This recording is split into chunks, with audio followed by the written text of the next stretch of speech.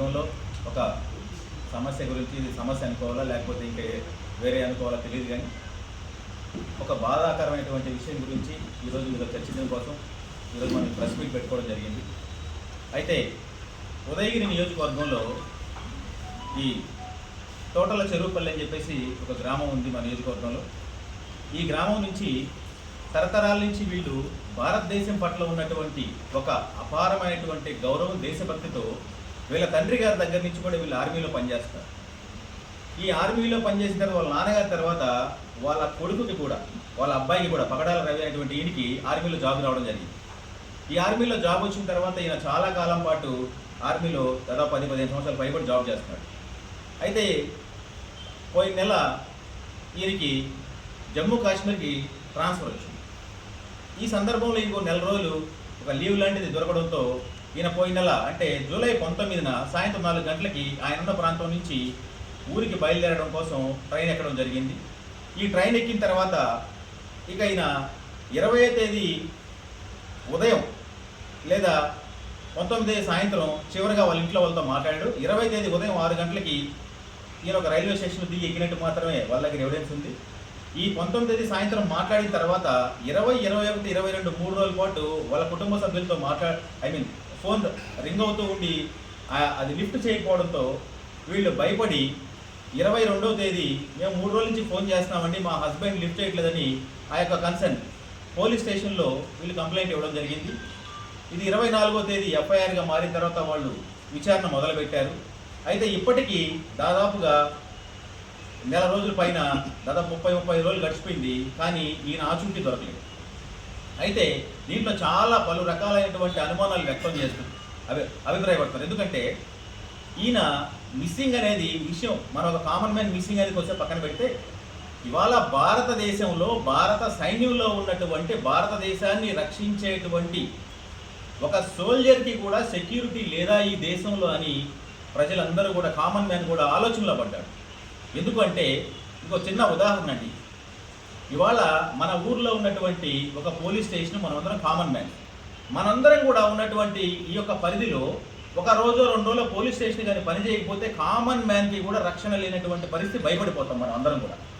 అలాంటిది దేశాన్ని రక్షించేటువంటి ఒక సైనికుడు ఇవాళ కనిపించగా దాదాపు 35 రోజులు అయిపోయిందంటే దీనికి ఎవరు బాధ్యత వహించాలి, ఎవరు వహిస్తారు, అసలు భారతదేశం ఎటువైపు పోతుంది, ఈ భారతదేశం యొక్క గడిచినటువంటి దాదాపు 10 ఏళ్ల పైబడి 15 ఏళ్ళు గడుస్తున్నా కూడా మోడీ గారు చెప్తున్నటువంటి ఈ బీజేపీ ప్రభుత్వం ఎటుపోతుంది, రాష్ట్ర ప్రభుత్వాలు ఏం చేస్తున్నాయి, ఒక సైనికుడికి రక్షణ లేకపోతే, ఒక సైనికుడికి రక్షణ లేకపోతే ఈవెన్ ఒక గంట సేపు మన బోర్డర్లో కానీ ఇండియన్ సోల్జర్స్ అనే వ్యక్తులు కానీ లేకపోతే అసలు దేశంలో మనిషి అనేవాడు ఉంటాడా, ఉండగలడా?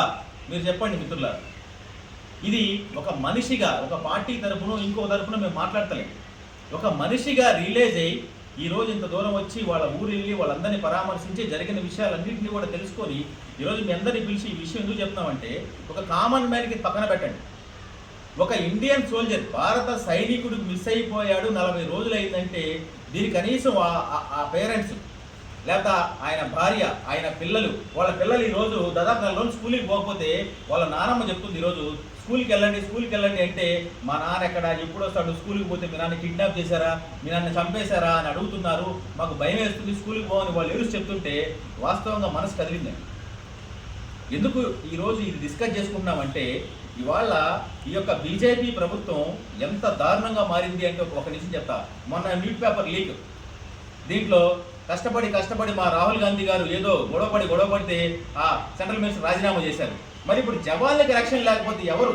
హోమ్ మినిస్టర్ రాజీనామా చేస్తారా, సెంట్రల్ హోమ్ మినిస్టర్ రాజీనామా చేస్తారా, లేకపోతే రక్షణ శాఖ మంత్రి రాజీనామా చేస్తారా? నాకు అర్థం కావట్లేదు.